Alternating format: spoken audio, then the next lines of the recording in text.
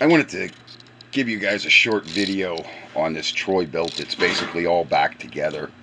Uh, got a bad carburetor from the factory. That's up here somewhere in one of these boxes. I think this one. Oh, look at that. Doing things one-handed. This is what happens with this cheap Chinese shit. But I had this thing running, purring. It was singing zippity-doo-dah out the muffler. And all of a sudden, I went to, when I stepped on the gas to pull it in, it went. So that's. But we did get the John Deere engine in it. Say it says John Deere, not Troybilt. That is a classic job there. Our muffler bracket worked out. Our paint job worked out. I was the kind of kid, if I walked in your hardware store when I was a young man, you did not sell me spray paint. Because I'd go home and paint the neighbor's pussycat. I'll never forget my grandfather's face. He had this old yellow tractor. And no, it wasn't a Cub Cadet. I forget what it was. And I painted with flat black. I made it look like a tiger with the tiger stripes. And I thought he used to smoke a pipe. I thought he was going to swallow his pipe when he was smoking it when he saw it. I don't remember exactly all the consequences. I know it did involve some pain. And anyway, it was running. Like I said, I ran it around the yard, but when I went to pull it in, that operator arm snapped off. So this is what you can accomplish. I'm almost $350 shot. The new tires are supposed to be here today. It says they're out for delivery, but they're not here yet. But we're going to put new front tires on, and then I'm going to show in my next video how to fix that linkage. We're going to do my linkage trick again. As you can see, one wheel's more cocked than the other, so I'm going to put one of those adjustable sleeves in there so I don't burn up my new tires. And then I put those brass bushings, which I do believe I included the part number in my old video, but if not, they're made by Hillman.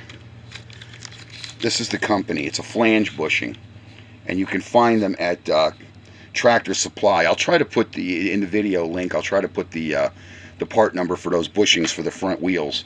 Because anybody that has to deal with those happy to clown front bushings in these wheels, on some tractors they last, but these Troybilts, they're a heavier mower, and they're just not built to have those plastic bushings in the front wheels as bearings. So I use the bronze flange bushings, and the belt's all worked out. Drivetrain works beautiful. And then this, we're going to modify this. I don't know what idiot wants to put a brake pedal up where you got to make like you're kicking a field goal or go off the back end of the mower. We're going to cut this, and Schmitty and I are going to modify this pedal that it's a little bit lower. When you have injuries or stuff like that, work related, household, military related, guys like me,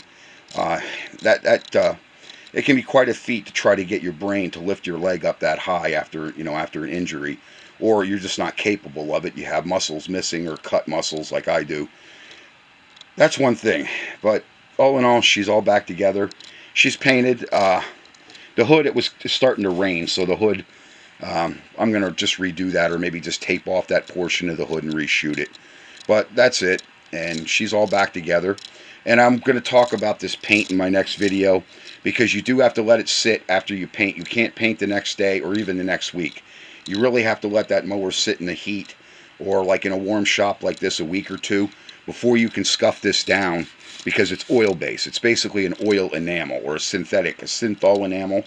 Years ago, that's why Mako could paint cars so cheap and they look so nice and shiny. And then after a winter or 2 years, the paint was falling off of it, because that's the kind of paint it was. It was a synthetic synthol enamel. It's basically made of soy. They color soy, and believe it or not, they can grind it up that it does spray.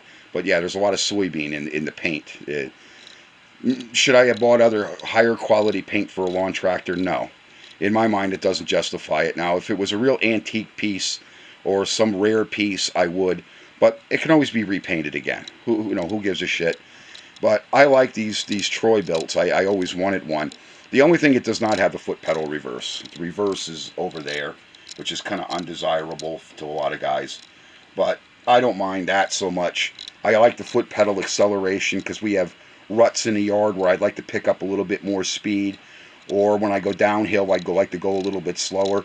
when you have a geared, a clutch-related transmission and not a regular hydrostatic transmission, that is kind of a drag, especially yards with hills, or you want to slow down for a rut, and all of a sudden you got to jam in the clutch and shift, and it's a real pain in the ass.